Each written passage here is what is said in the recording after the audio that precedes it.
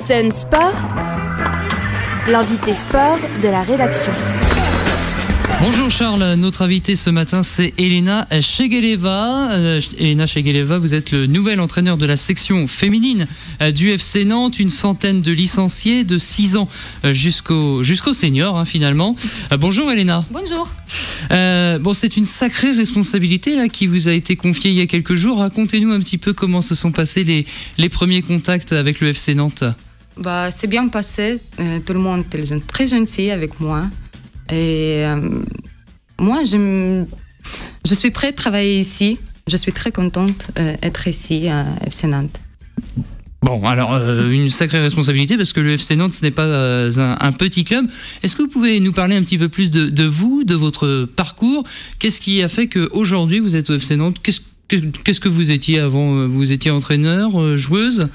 J'ai commencé à jouer au foot quand j'étais 8 ans. Je jouais toute ma vie en foot et je jouais le club professionnel. Le dernier club c'est Rossianka. On a joué à la Ligue des Champions. D'accord. Et en plus j'ai gagné Ligue d'Europe, championnat d'Europe U19 2005 et j'ai joué championnat du monde. Ah oui, donc vraiment chevronné. Oui, j'ai pas beaucoup d'expérience comme joueuse, comme footballeuse, mais j'ai pas beaucoup d'expérience comme entraîneur.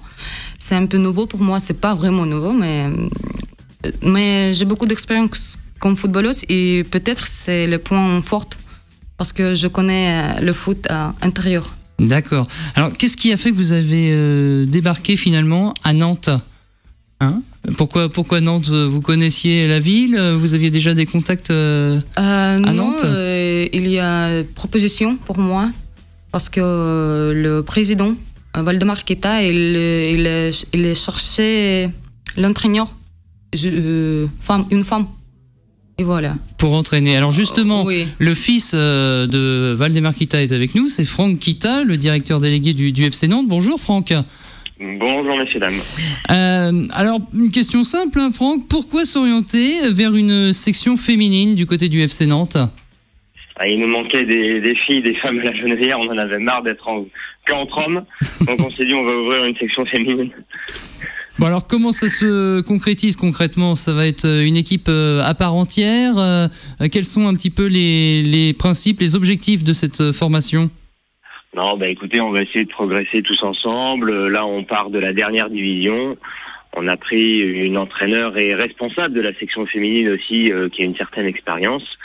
Mais on commence tout en bas de l'échelle, donc on va se donner du temps pour mettre en place cette nouvelle section. Et on espère... vous savez, on peut monter d'une ou deux divisions par an. Donc on espère que... rapidement, on puisse aller quitter ce monde d'amateurs. Ça donne quoi pour le FC Nantes exactement ? C'est une vitrine ? C'est pour l'image ? Écoutez, on avait installé il y a un certain temps maintenant les sections de jeunes. Donc ces jeunes filles grandissaient, donc ça paraissait complètement normal de créer d'autres sections pour pouvoir les suivre, parce que si on forme des jeunes de 10-15 ans et qu'ensuite elles partent dans d'autres clubs, c'est complètement illogique. Donc on s'est dit, c'est parti, on va jusqu'au bout et on va créer les 18 ans et les seniors.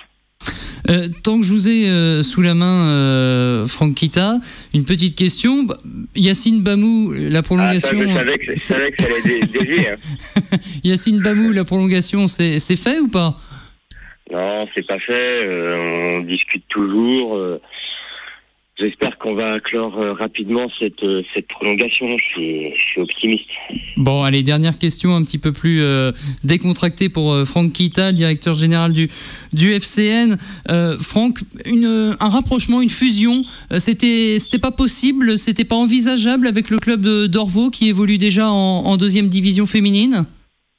Disons qu'on a déjà réfléchi à se rapprocher d'un ou deux clubs. Le problème, c'est que économiquement, tous les clubs qu'on a approchés n'avaient pas un système viable. Donc on s'est dit, on est tout petit, on a une toute petite expérience. Donc on va reprendre de zéro, voilà, et on va essayer de progresser par nous-mêmes. D'accord, bon très bien, on va suivre ça de près avec Elena qui reste avec nous. Merci Franck de nous avoir suivis et d'avoir répondu à notre sollicitation. Bon alors Elena, ancienne internationale russe, on rappelle, vous êtes nouvelle entraîneur de la section féminine du FC Nantes. Nantes, vous connaissiez de nom au moins un petit peu ou pas? Non, pas beaucoup. Non non, vraiment pas beaucoup. Bon, même pas l'équipe des masculins, oui, la Beaujoire, si quand même un petit peu. Oui, quand même un petit peu, oui, je sais qu'ils ont gagné beaucoup de titres, oui, voilà. Alors vous êtes arrivé au mois d'août, hein, c'est ça a été officialisé au mois d'août. Comment se sont passés les premiers jours, les premiers contacts dans le club? Ça s'est bien passé? Ah oui, c'est bien passé. Je me présentais et j'ai vu qu'il y a... Pour les filles, c'est très intéressant que... Et maintenant, une femme est entraînée... Oui. Puis s'entraîner. Oui. D'accord. Et au sein de la ville, vous la trouvez comment, la ville de Nantes en elle-même? C'est très belle ville. Plutôt jolie. Moi, j'aime bien, très très très belle ici. On a déjà allé à l'océan Atlantique. C'est magnifique. Bon, tant mieux. C'est vrai que Nantes, pour le coup, c'est plutôt une région assez sympa. Alors, en France, il y a aussi d'autres villes où le football s'est émancipé, notamment Lyon. Lyon, on connaît bien. Ils ont gagné quand même la Ligue des Champions, oui, c'est pas rien. Et puis, à Lyon, il y a un personnage qui s'appelle Bernard Lacombe. On va l'écouter. Vous allez me dire ce que vous en pensez. Je discute pas avec les fans de football. C'est pas beau ça, Bernard. Non, mais je le dis parce que c'est une chose, c'est mon caractère, c'est comme ça, c'est ma façon. Je s'occupe de leur casserole, et puis voilà, ça ira beaucoup mieux. Que les femmes s'occupent de leur casserole. C'est pas la première fois que j'ai entendu ça. Ouais. Bon, qu'est-ce que ça vous inspire? Ça vous fait rire ou vous vous dites que vraiment il y a un vrai problème de fond et que les femmes sont encore peu acceptées dans le monde du football? Non, je crois que le foot féminin s'est bien développé. Et je crois que c'est pour rigoler. Il a dit ça. C'est pour.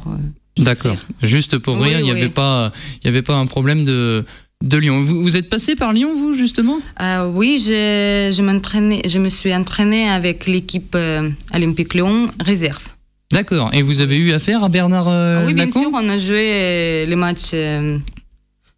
matchs. Et voilà, je connais un tout petit peu. D'accord. Donc en fait, oui, vous le connaissez et il a juste dit ça pour rigoler, oui. quoi. Oui. D'accord. Il s'intéressait vraiment au foot féminin? Il venait vous voir? Il venait vous encourager? Ah ouais? Oui. D'accord. Bon, impeccable. Comme quoi, il ne faut pas retenir parfois juste la petite phrase. Bernard Lacombe qui s'intéresse donc au football féminin. On est avec Elena Chegeleva. Chegeleva. Ah oui. Chegeleva. J'ai avalé le A. La Coupe du Monde en Russie en 2018. Oui. C'est votre pays. Qu'est-ce que ça vous inspire? Ça va être une formidable fête. Oui, c'était formidable. Et en plus, je crois qu'on a bien joué. On a joué contre l'équipe du Brésil, qui est très très très bonne équipe. Mais on est passé très très loin. On n'est pas passé très loin. Mais jouer en Russie, c'était vraiment bien parce qu'il y a les gens qui intéressent le foot et après les petites filles. Il a commencé leur inscription en section féminine de foot. D'accord. D'ailleurs, le football féminin en Russie, on s'éloigne un petit peu de Nantes, hein, j'en suis bien persuadé, mais le football féminin en Russie, ça existe, ça fonctionne aussi? Oui, ça fonctionne, mais c'est pas beaucoup. Mais je crois qu'en France, c'est plus développé. Plus développé en France qu'en Russie. Oui. Bon, mais pour l'instant, les clubs russes, eux, ils fonctionnent mieux sur la scène européenne que les clubs français. Hein. On l'a vu récemment, l'indice UEFA des clubs russes est passé devant l'indice UEFA des clubs français. Vous d'ailleurs, Elena, vous supportez le Zénith, hein, c'est ça, le Zénith Saint-Pétersbourg. Oui, j'aime bien. Bon, qui est un bon club, et on rappelle qu'il tombera dans la poule de l'AS Monaco, hein, un club français, cette saison en Ligue des Champions. Quel est le projet? Qu'est-ce que vous avez envie de faire, vous, à la tête du FC Nantes, à la tête des filles là? Ça va être quoi le mot d'ordre, la ligne directrice que vous allez donner aux joueuses du FC Nantes, Elena? Le mot clé, c'est pédagogie. C'est pédagogie. je voudrais voir qu'est-ce qui se passe après 5 ou 10 ans ici. Je crois qu'on va bien développer et pour moi c'est très important que les petites filles vont être professionnelles déjà. Alors c'est devenir professionnel, vous parlez d'être là sur 5 ou 10 ans, c'est vraiment un projet à long terme. Hein. Oui, bien sûr, parce qu'il y a beaucoup de difficultés pour monter plus vite. D'accord, et donc l'objectif de devenir professionnel, véritablement vivre de sa passion, vivre du football. Oui, exactement.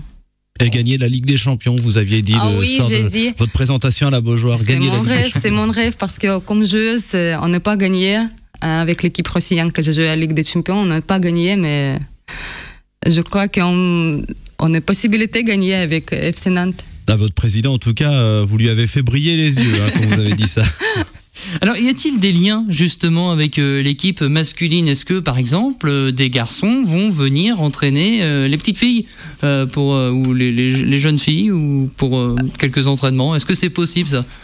Bah oui, je crois que c'est possible. J'ai vu que les garçons, et pour les garçons, c'est intéressant les sections féminines. Ouais. Mais ils ont venu juste pour regarder. Juste pour regarder, pas pour ils veulent pas s'investir. Pas encore, non, peut-être on va travailler par rapport à ça. Bon, il y a Joanne Odell qui a 2 heures de travaux d'intérêt général à faire, peut-être avec la section féminine. Pourquoi pas, faudrait lui proposer. Hein. C'est une bonne idée, merci. Et sinon, est-ce que vous êtes allé voir des matchs au stade de la Beaujoire pour l'instant? Oui, j'ai vu un match contre Monaco. Monaco.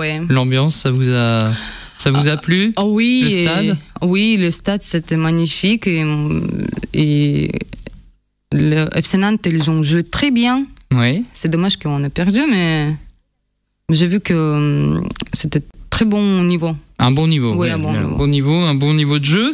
Une petite question. On sait que depuis cette année en France, y a une entraîneur, on dit comme ça. Charles, je ne me trompe pas. Hein, c'est un entraîneur femme. C'est Corinne Diacre. Elle est entraîneur de Clermont Foot. Elle entraîne des garçons en Ligue 2 au niveau professionnel. Est-ce que à l'avenir, Elena, votre souhait, une fois que vous aurez gagné la Ligue des Champions, bien sûr, avec le FC Nantes, est-ce que ça vous plairait d'entraîner les garçons, par exemple du FC Nantes, pourquoi pas? J'ai pas pensé par rapport à ça encore. Mais je crois que c'est mieux pour moi de travailler avec les filles. Mieux de travailler avec les filles. Ouais. Bon, qu'est-ce qu'on peut vous souhaiter là pour cette saison? La montée? Oui, la montée plus possible et marquer le plus de buts possible. Le plus de buts possible, voilà. Le plus de buts possible, impeccable. Eh bien, écoutez, merci beaucoup. On rappelle donc Elena Chegeleva, entraîneur de la section féminine du FC Nantes, une centaine de licenciés de 6 ans jusqu'au senior. Merci beaucoup d'avoir accepté notre invitation ce matin. Voilà, Charles.